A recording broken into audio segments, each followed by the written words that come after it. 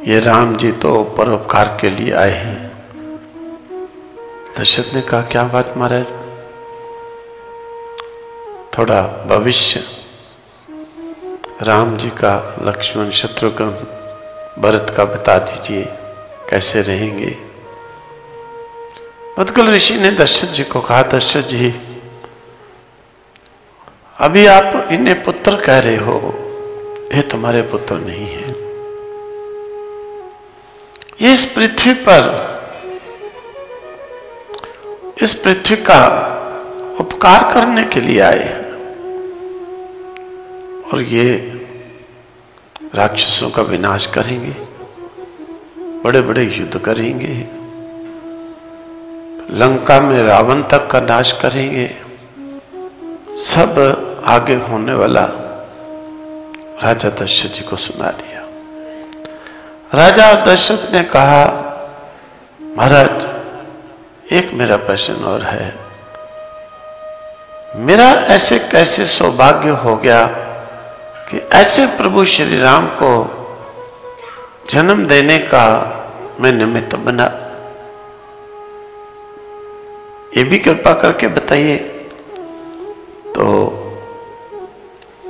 मुद्गल ऋषि कहते हैं, देखो दशरथ, एक करवीरपुर में एक धर्मदत्त नाम का ब्राह्मण था, पूर्वजन्म की बात कह रहे हैं। भगवान विष्णु की आराधना करने में तत्पर रहता था। कार्तिक मास में रोजाना शालिग्राम पूजा करता, अभिषेक करता, मंत्र जप करता, 12 मंत्र, और फिर ले जा करके उसे नदी में निर्माल्य को विसर्जन करता था। एक दिन शाम के टाइम जब जा रहा था, तेन दृष्ट्वा समायाता राक्षसी, तो उस ब्राह्मण ने एक बड़ी भयंकर राक्षसी को देखा। जब राक्षसी को देखा तो धर्मदत्त डर गया। डर के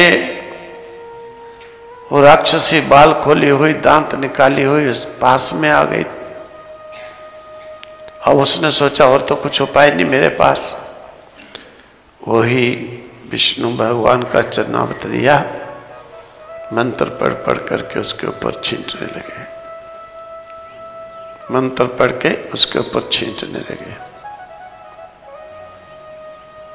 छींटते छींटते राक्षसी वहीं पर रुक गई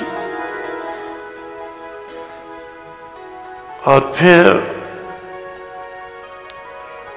राक्षसी के थोड़े से पाप चरणोदक के मंत्र पूर्वक छींटने से दूर हुए। उसे बोलने की शक्ति मिली, पहले बोल नहीं सकती थी।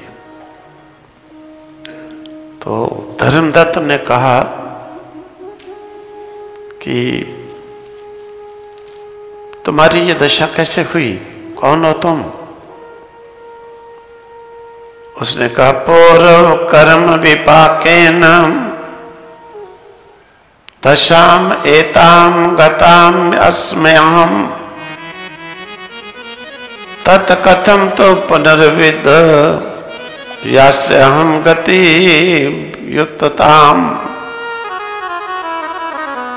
महाराज, मेरे पूर्व कर्मों के कारण मुझे ये गति प्राप्त हुई है। इस प्रकार से मैं आपके हाथ जोड़ती हूं, क्षमा मांगती हूं। आपने जो है ये जल जो सिंचा है, इससे मेरे पाप दूर हो गए और मुझे बोलने की शक्ति मिली। मैं पहले बोल भी नहीं सकती थी। उसने कहा, भाई अच्छा, क्या पूर्व के क्या काम थे, कर्म थे, जिनके कारण तुझे ये गति प्राप्त हुई है? उसने कहा, महाराज सौराष्ट्र देश में एक भिक्षु नामक का ब्राह्मण था। मैं उसकी स्त्री थी। मेरा नाम था कला। मेरा स्वभाव बड़ा निष्ठुर था। कला नाम ही था, तो जब तक कला न होए तो तब तक मुझे शांति भी, मुझे घर में आराम ही नहीं मिलता। जब तक लड़ाई झगड़ा कुछ न कुछ कला हो तो महाराज मैंने कभी पति को सुख नहीं दिया, क्योंकि मेरा स्वभाव ही ऐसा था। मैं कभी मिष्ठान बनाती थी तो स्वयं खा लेती थी, उसे कभी नहीं देती थी। कभी पति को भूख लगी होती थी, मैं भोजन देने से इनकार कर देती थी। भोजन के समय महाराज जो अच्छी चीज बनती थी उनको मैं पहले खा लेती, फिर बची हुई पति को देती। एक दिन मेरे पति ने मेरे से कहा कि देख, बात यह है, सुनो, आज मेरे मित्र आ रहे हैं तो उनको थोड़ा भोजन कराना है। उसका कहती मेरा स्वभाव था उल्टा, जो पति कहे उससे उल्टा चलना। मैंने कहा घर में नहीं बुलाना कभी मित्रों को। मैंने उल्टा बोला। जब उल्टा बोला तो पति मेरा दुखी होकर चला गया। इधर महाराज फिर मैंने एक दिन मेरे पति ने कहा कि ऐसा है, मेरे माता पिता की आज श्राद्ध तिथि है, तेरे सास ससुर की, तो तुम ऐसा करना, क्योंकि उल्टा मानती थी तो मैंने उससे कहा कि तुम आज कोई अच्छा भोजन नहीं बनाना और किसी को भी खिलाना नहीं, ब्राह्मण को बुलाना नहीं। उल्टी चलती थी, कहने लगी मैं तो बुलाऊंगी, मैं तो ब्राह्मण को बुलाऊंगी, चलो भाई, और मैं खाना भी खिलाऊंगी। इस प्रकार से ब्राह्मणों को निमंत्रण दे दिया। अब जो है बुलाने के बाद में मैंने गलती से श्राद्ध का पिंड पूजा की, तो मैंने कहा इस पिंड को गंदी जगह नहीं रखना, पितरों को पीड़ा होती है। उसने कहा उल्टी चलती थी, गलती से मैंने कह दिया तो उसने कहा मैं तो इसे गंदी जगह रखूंगी। उठा के पखाने में, लैट्रिन में डाल दिया। ओहो, जब मुझे मालूम पड़ा मेरे पितरों को वास पखाने लैट्रिन में होगा, मैं बड़ा दुखी हुआ। इस प्रकार से दुखी होकर के मैंने अब क्या करता, तो ब्राह्मणों को भोजन आदि तो उसने पहले ही मैंने कहा था कि उनको खिलाना, जूठा नहीं करना। जानबूझकर उसने कहा मैं जूठा करके खिलाऊंगी।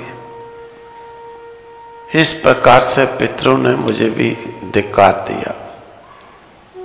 तो महाराज फिर मैंने कहा चलो गलती हो गई मेरी कि मैंने इसे कहा था अच्छी जगह पिंड को रखना।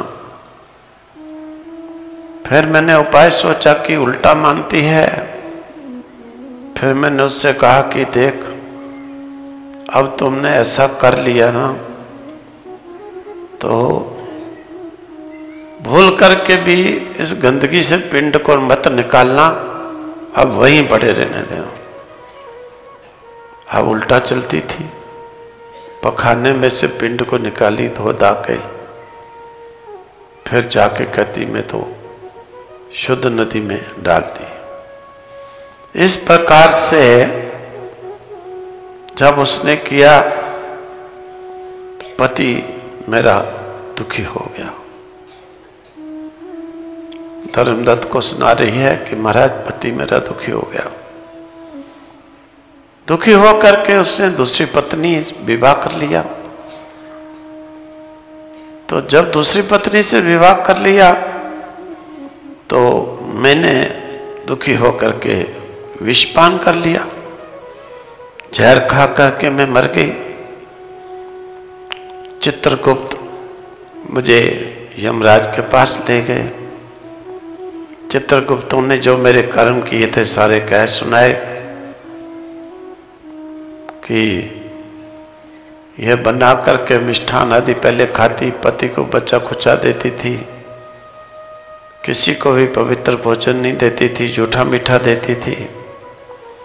इसीलिए यमराज ने कहा इसको ऐसा करो, पहले तो बगुली बनाओ, ये बगुली बने अपनी विष्ठा खाए, और उसके बाद प्रतिदिन झगड़ा द्वेष करने के कारण दूसरे जन्म में इसको सुकरी बनाओ, सूरी, और इधर उधर छिपकर भोजन बनाकर अकेली खाते थे, इसीलिए इसको फिर तीसरा जन्म बिल्ली का, और फिर पति के कारण आत्महत्या की है। आत्महत्या करने के कारण इसे जघन्य प्रेत बनाओ फिर। इसीलिए महाराज मैं प्रेत बन के घूम रही थी।